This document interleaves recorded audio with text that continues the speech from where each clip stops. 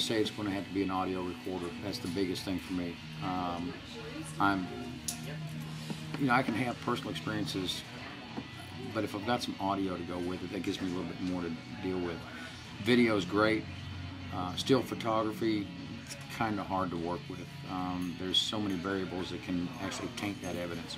Audio is probably the best way that you can go. We use, you've seen some of the equipment that we use. We use EMF detectors and ELF detectors. We use digital audio. We use analog audio. We try and throw everything into the mix that we possibly can. I even go as far as looking at space weather. I look at whether or not we've got solar flares around. We've got. Well, how much do you think stuff like that influences it? The space weather and the I think it has a lot to do with it because it influences the geomagnetic field. And when you start looking at things, I can go off on a real tangent here, so I'm not going to get too deep with you, but because I'll burn up all your tape. There's something known as infrasound. I don't know if you've ever heard of infrasound, but it runs in its extremely low frequency. It runs at around 7.8 hertz, which is 7.8 cycles per second. That's very, very slow, very, very low basis, beyond the perception of human hearing. But it can influences your brain. And that is the vibration that the Earth is at because of its magnetic field. So whenever there's a magnetic storm, if there's a solar flare and you get this huge solar wind comes at the Earth, it changes those lines of flux on the Earth and actually causes the vibration to change a little bit.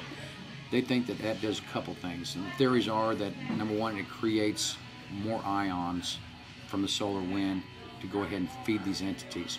But at the same time, if you look at the infrasound being toyed with and being tweaked a little bit, it can cause auditory and visual hallucinations at the same time.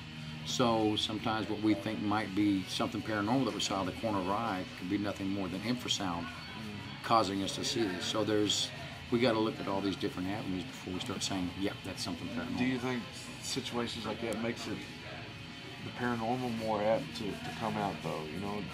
Yes, yes, I do. I think that solar wind, I think solar flares have a lot to do with it. During the winter months when we get close to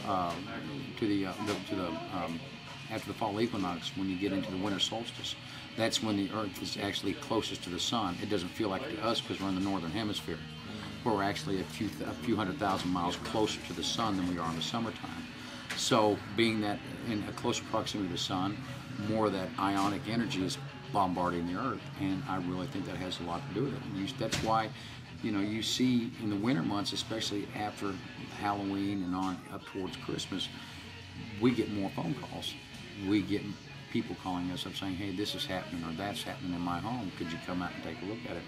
And it makes a lot of sense when you start thinking, well, we've got this energy being thrown at the Earth now, so that electromagnetic energy goes up. The theory is that ghosts and spirits need to feed on that energy in order to try and manifest themselves. So, you put two and two together and it kind of comes out. Sometimes it's 4, sometimes it's 6, but I think it has a big influence on it.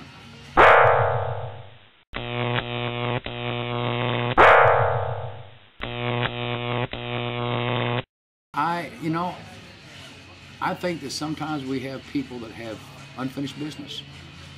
If there was a tragic death, if there was somebody's afraid to go on, to where they're going, like they didn't live a good enough life, and they're afraid to go on to what's next.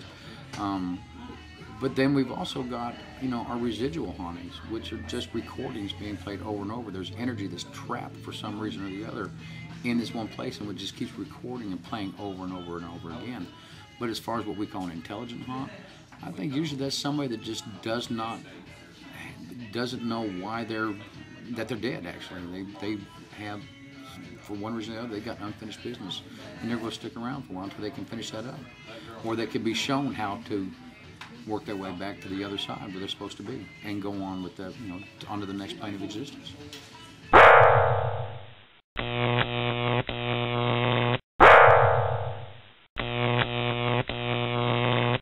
Yeah, actually, I was reading an article on one of those websites I was telling you about. The idea that there was an article in a book written by Barry and Dustin Perry from Ghost Hunters International. Human beings, when they're younger, have a filter basically on their eyes that you can see entities. You can see these things. And when we were younger and we had our imaginary friends, those weren't imaginary friends, I don't think. I think there was actually something that was really there. But as we grow older, that filter wears away. We start losing that. And at the same time, you know, so many parents and grandparents are ready to say, well, that's just your imagination. That's not really there. And so you're taught not to believe what you're seeing. How much of that do you think influences what you can see? You know, what you're told is not there. Eventually, you know, you convince yourself it's not there, right? Exactly. I think you wind up with preconceived notions about it. If you don't have an open mind about it, you're not going to see it. You know, you've already made your mind up that it's not there. You know, this is a field where you have to have an open mind to it. I'm a skeptic. I'm a very big skeptic. But at the same time, I know that I don't have all the answers, and there's got to be something else out there. You know, and what it is, I don't know. I'd like to find out what it is, but you know, like I say, we're just learning. So, but as far as imaginary friends, and as we grow older, yeah, I think that we've taught ourselves to stay away from that. We've taught ourselves that it's not right to, you know, that, hey, you know, you're crazy if you think you're seeing people or you're talking to ghosts. But that's not necessarily so. I think that there are times when people come back and see us. You know, you got a family member who wants to just let you know, hey, I'm still here. I'm still worried about you. I'm still taking, you know, I'm still wondering what's going on with you.